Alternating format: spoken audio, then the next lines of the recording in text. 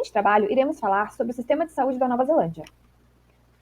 Essas são as estudantes as quais compõem o grupo, a universidade, a disciplina e o professor responsável. Iremos dar inicialmente um panorama geral da Nova Zelândia. A Nova Zelândia fica na Oceania, tem como capital Wellington, a extensão do território é de 267.710 km², possui 5.124.100 habitantes, quem nasce na Nova Zelândia é neozelandês e tem como principal base econômica a exportação de commodities agrícolas, como carnes, laticínios, vinhos, vegetais.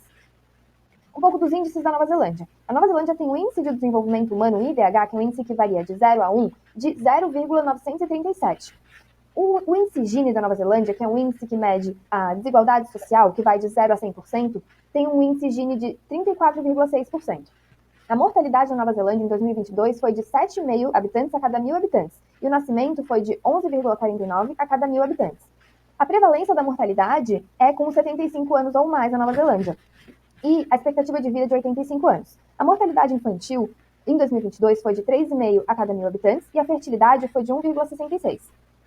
Aqui um pouco da pirâmide de composição etária da Nova Zelândia, onde a gente pode observar que o país de entre 0 e 14 anos são 19%, dos 15 a 64 são 65% da população, e com mais de 65 anos, 16%. Vou falar um pouquinho, então, agora sobre os principais acontecimentos na saúde na Nova Zelândia de 1840 a 2018. Então, o que aconteceu de 1840 a 1849 na saúde pública foi basicamente a descoberta da varíola, através do navio desembarcado em Porto de Lambton, e logo em seguida eles já lançaram o primeiro panfleto sobre a doença. Os eventos e leis foi basicamente os líderes de Maori que eles fizeram uma petição ao governo por hospitais em 1840. Logo depois eles já conseguiram financiamento e logo depois também já aconteceu os primeiros hospitais comissionados em 1846 e também o primeiro hospital público da Nova Zelândia, que foi inaugurado em Wellington. De 1850 a 1869, a gente teve surtos de escarlatina e sarampo em 1854, mais precisamente, a febre tifoide, que apareceu como uma doença epidêmica na época, em 1860, e os eventos e leis foi basicamente a formação do Conselho Central de Vacinação para os aborígenes em 1854, principalmente o serviço ambulatorial em 1857, o afluxo de imigrantes, que acabou aumentando a procura hospitalar em 1861, e algumas leis, como a Lei da Vacinação, em 1866, Lei das Doenças Contagiosas, em 1869, Lei de Registro de Médicos, em 1869 também, Lei dos Médicos, em 1867, entre diversas outras. Em 1870 a 1889, foi um período de basicamente epidemia e surtos de doenças diferentes. Então, surto de varíola em 1872, epidemia de tosse convulsa em 1873, epidemia de sarampo novamente, em diversas cidades, epidemia de febre tifoide em 1888. Nos eventos e nas leis, foi basicamente um Conselho Central de Saúde para toda a colônia, que foi estabelecido sobre uma Lei de Saúde Pública de 1876, o primeiro relatório sobre os hospitais da Nova Zelândia, Lei da Farmácia em 1880, Lei da Vacinação novamente, Lei de Saúde Pública, Lei de Registros de Nascimentos e Óbitos, Lei de Anatomia, Lei de Emenda, Lei de Tabaco, enfim, diversas outras. Na época de 1890 a 1910, na saúde pública aconteceu epidemia de sarampo novamente em 1893, 1899. A primeira morte por peste aconteceu em 1900. A epidemia de sarampo retorna novamente em 1902. E a varíola novamente se espalhou. Nos eventos nas leis, bolsas médicas surgiram em 1899, a criação do Departamento de Saúde Pública em 1901, onde a total responsabilidade foi assumida por Maori, né? Estabelecimento do Departamento de Hospitais Psiquiátricos também em 1908, e os serviços médicos Maori retornaram aos assuntos nativos em 1909. Em 1910 a 1929, aconteceu novamente o surto de febre tifoide em 1910, peste em 1911, epidemia de varíola, novamente. Aí a poliomielite se tornou uma doença de notificação obrigatória em 1914. Logo em seguida já aconteceu uma epidemia da doença, pandemia de gripe em 1918, 4 mortes em 6 casos de sepse puerperal em 1923 e epidemia de disenteria bacilar em 1929. Nos eventos e nas leis, o serviço de enfermagem foi estabelecido como uma parte do Departamento de Saúde em 1911, a Lei de Proteção a Idosos e Enfermos em 1912 e a Lei de Defeitos Mentais em 1911. De 1930 a 1949, foi basicamente começaram a imunização contra difteria em 1937, começou a distribuição de leite nas escolas, a epidemia de sarampo em 1938 novamente, criação da divisão de tuberculose, epidemia de poliomielite novamente, a extensão do BCG. Os eventos e as leis foi a depressão econômica mundial, ela começa a afetar a Nova Zelândia de novo em 1931, e a segurança social estende-se aos benefícios da maternidade em 1941. Em 1950 a 1999, Começou a vacinação para tuberculose, a epidemia de poliomielite novamente, começou a imunização contra a poliomielite, um ano depois da epidemia, né, com a vacina Salk, fornecimento de vacinas gratuitas para difteria e coqueluche e tétano em 1960, campanha contra o câncer também, em 1963, e alguns eventos, foi basicamente criado o Conselho de Enfermagem novamente, né, na Nova Zelândia, o Comitê de Saúde, a Lei de Alteração de Medicamentos, e foi lançada a Estratégia de Saúde Infantil. De 2000 a 2018, foi criado o Comitê Nacional de Saúde, em 2000, consultas médicas gratuitas para menores de 6 anos, Plano de Câncer da Nova Zelândia, de 2015. Os eventos foi a Lei de Alteração de Saúde e Deficiência, Lei de Alteração de Saúde e Deficiência, de 2012, Lei de Substâncias Psicoativas, de 2013, Lei das Crianças Vulneráveis, Lei de Segurança Radiológica, Saúde Pública, Comissão, enfim, diversas outras. Em 2020, pulando um pouquinho, em 2020 aconteceu a Covid-19, né? E a Nova Zelândia, mesmo sendo um dos países que tomou mais medidas restritivas na pandemia, tendo controle rígido de fronteiras para impedir que o vírus se proliferasse, né? Foi basicamente fechado. Teve uma época que ela ficou como um dos países de mais mortes por Covid, onde o número chegou a quadruplicar do que aqui no Brasil e o triplo nos Estados Unidos também. Então, como funciona um pouquinho, né, brevemente, o sistema de saúde atual da Nova Zelândia? Nova Zelândia, ela basicamente tem um sistema de saúde pública e gratuito para os cidadãos e residentes permanentes. E a prestação de serviços ela é administrada regionalmente, financiada principalmente por fundos públicos. Alguns serviços, como, por exemplo, atendimento ambulatorial, atendimento hospitalar, saúde mental, medicamentos prescritos e atendimento a longo prazo também.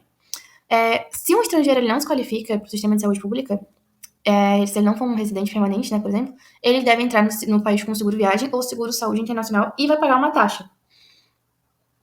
Ou seja, se eles não tiverem o seguro, eles podem até ser tratados em centros de saúde, mas eles terão que pagar pelos serviços, né? Enfim, esses foram basicamente os principais acontecimentos históricos ao longo do tempo na Nova Zelândia até o sistema atual de saúde. Bom, agora eu vou falar um pouquinho sobre a caracterização do sistema de saúde atual. Quanto aos recursos humanos, a gente tem que hoje, esse número foi em 2020 que foi estimado, né? Tem 253 mil funcionários empregados no sistema de saúde. E esse número vem crescendo de forma estável desde 2011, como a gente consegue ver aqui nesse gráfico. Mas falando sobre a composição, né, dos funcionários da saúde, a gente tem 18.780 médicos, todos os números aproximadamente, né? 56 mil enfermeiros, 4.062 farmacêuticos, 3.309 parteiras praticantes, 3.336 dentistas e entre outros. Algo curioso daqui é que aproximadamente 40% dos médicos e 27% dos enfermeiros têm formação internacional. Então a gente consegue perceber que esse país é bem receptivo e tem grande parte da sua força de trabalho da saúde proveniente do exterior, né? Um pouquinho sobre a infraestrutura do sistema de saúde, a gente tem 220 hospitais, sendo 87 hospitais públicos. Ele tem composição também das clínicas 24 horas, tem 30 organizações de saúde primária, e 2,6 leitos a cada 1.000 habitantes. Essa informação é de 2019, né? Os hospitais, então, que eu consegui achar que eles são modernos e bem equipados. E sobre as organizações de saúde primária, elas são subsidiadas pelo Ministério da Saúde e tem como objetivo, basicamente, fornecer tratamentos primários de saúde, né? Como o próprio nome diz. Aqui, quanto à infraestrutura operacional, né? Tem esse diagrama, assim, bem interessante, bem complexo, na verdade, que eu encontrei na internet. E eu vou tentar dar uma resumidinha nele, basicamente, né? A gente tem, então, que a organização do sistema se dá tendo o Ministério da Saúde, que tem responsabilidade central do sistema de saúde do país. Ela atua como conselheiro do Ministro da Saúde, né? E mantém o papel de financiador, monitor e regulador do serviço da saúde. A gente consegue ver ali o Ministro da Saúde, aí tem embaixo o Ministério da Saúde, né? Falando um pouquinho sobre as atribuições dele. Algo interessante que tem ali é sobre a sigla ACC, que é como se fosse um sistema de compensação dos residentes permanentes, né, que sofreram um acidente. Então ele trabalha custeando os gastos em saúde que essa pessoa que se acidentou vai ter, né. Nós temos também o Conselho Nacional de Saúde, o Conselho da Força de Trabalho de Saúde, o Comitê Nacional da Saúde, que trata desenvolvimento de novas tecnologias e serviços, e outros conselhos e comitês ali que estão mostrados. Aí, depois do Ministério da Saúde, a gente tem a principal setorização do sistema, que são os 20 distritos de saúde, né, conselhos, né, dos distritos de saúde. Então, cada distrito vai cuidar basicamente de uma região. Então, é assim que se dá a forma mais descentralizada do sistema de saúde da Nova Zelândia, né?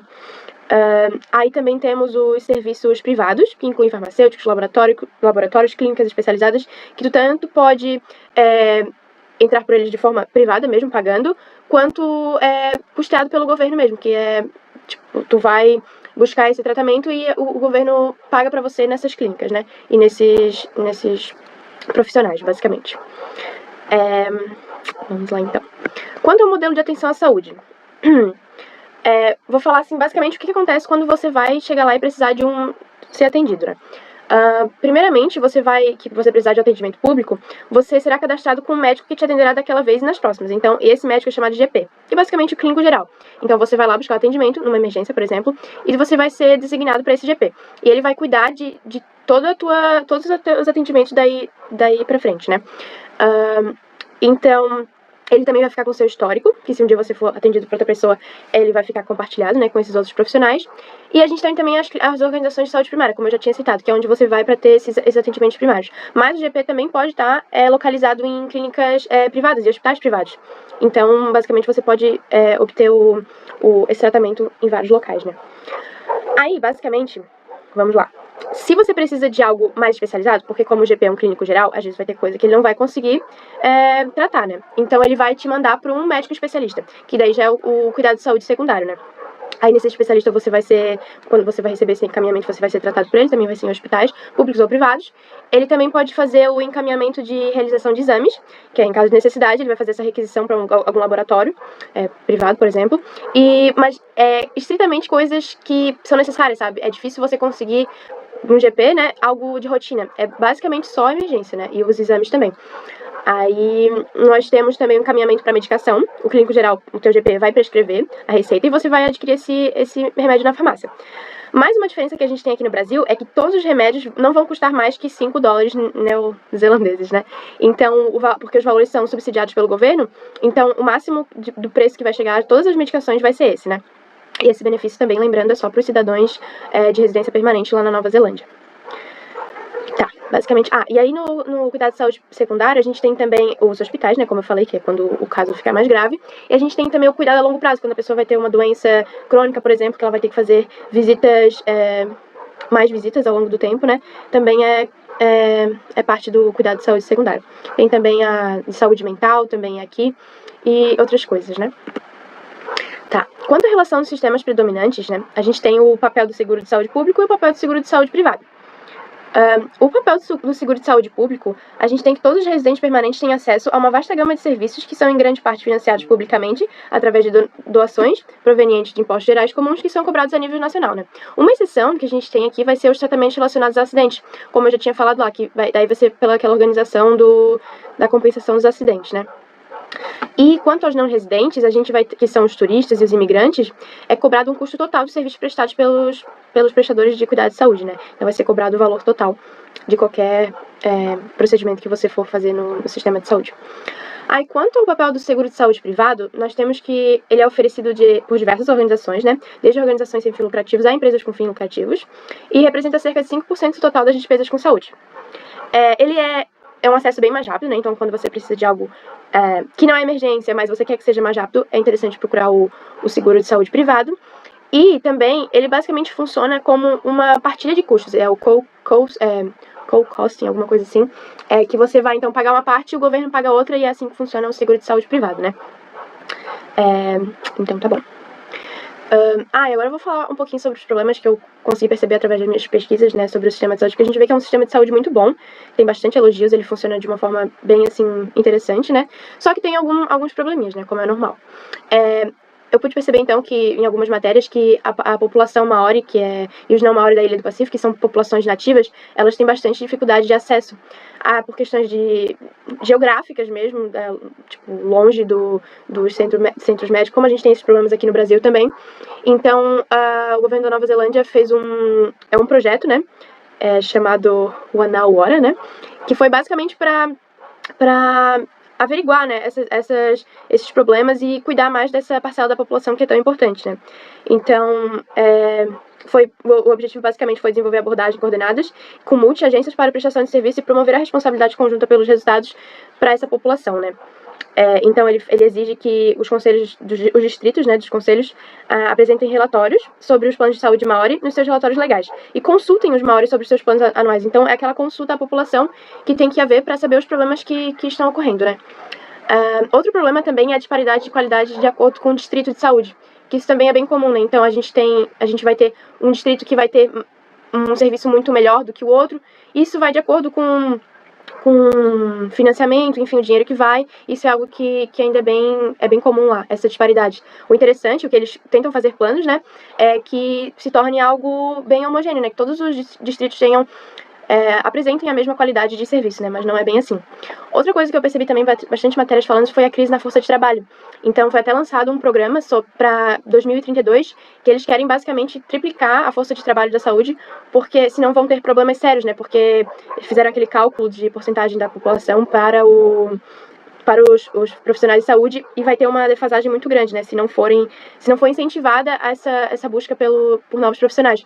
Então eles estão realizando vários planos, assim, até achei interessante uma coisa que trabalhe enquanto você estuda, ou ganhe enquanto você estuda. Então, algo para incentivar mesmo o estudo e as novas formações de pessoas na área da saúde, né? E também bastante incentivo da busca do externo, né? De pessoas que são formadas fora para ir trabalhar no país para suprir essas deficiências, né, de profissionais. Então, gente, vamos falar um pouquinho sobre o financiamento e os gastos com a saúde. Eu gostaria de deixar em mente para vocês que quanto maior a expectativa de vida, ela vai estar geralmente associada ao maior gasto com assistência médica por pessoa ou com a sua população. O gasto total com saúde representa 7,74% do PIB da Nova Zelândia. E quem não sabe, o PIB é o Produto Interno Bruto, que no total é 249,9 bilhões de dólares. E o gasto per capita em saúde é cerca de 4 mil dólares. Eu gostaria de ressaltar aqui que o setor dos cuidados em saúde na Nova Zelândia ele é muito receptivo a novas tecnologias, porque ele tende a oferecer padrões de excelência cada vez mais elevados. Sobre os investimentos, a gente tem o público, privado e voluntário. 85% dos cuidados com a saúde da Nova Zelândia, eles são financiados pelo Estado. O sistema de saúde privado é denominado Southern Cross Healthcare, e ele gere uma pequena rede de hospitais e trabalha em estreita colaboração com o sistema de saúde público. E existem várias cadeias privadas também. E, em 2022, o orçamento para os cuidados em saúde totalizou cerca de 7 bilhões de dólares. E por quê? Essas despesas elas foram destinadas prioritariamente à remodelação de vários hospitais regionais, aos serviços de ambulância e a novos medicamentos. E também, à medida com que a população da Nova Zelândia ela envelhece, é necessário investimento. Houve um aumento de financiamento da saúde para programas associados ao envelhecimento. Por exemplo, programas para diabetes, para dietas, além de investimentos na infraestrutura da saúde digital e nos serviços de ambulância que oferecem oportunidades para empresas de fora. E a gente tem o seguro saúde privado. Este seguro ele tem como objetivo principal cobrir os custos, cirurgias eletivas em hospitais privados e consultas privadas de especialidade em ambulatório, além de garantir um acesso mais rápido a tratamentos não urgentes. E eu gostaria de levantar aqui que cerca de 1/3 da população tem algum tipo de seguro privado que é adquirido predominantemente pelos indivíduos.